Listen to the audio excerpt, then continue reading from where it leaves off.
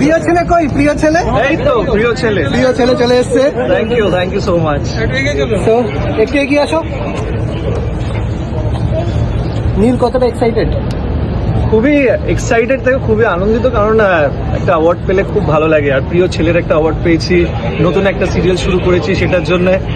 So আমার যে নতুন সিরিয়াল ভুলে বাবা পার্কের লোকজন দেখছে, ভালোবাসছে, আর তার উপরে অ্যাওয়ার্ড পেয়েছি, তো মনটা খুব খুশি।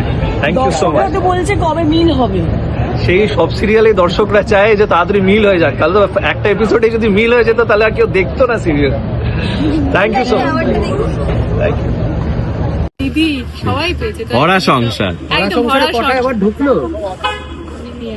গুনতে নেই,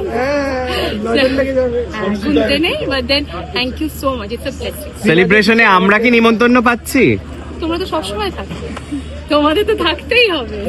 শ্রীনাজি কোন অ্যাওয়ার্ড পেয়েছে? এইটা হচ্ছে সেরা অভিনেত্রী, আর একটা আছে প্রিয় ছুটি। Thank you.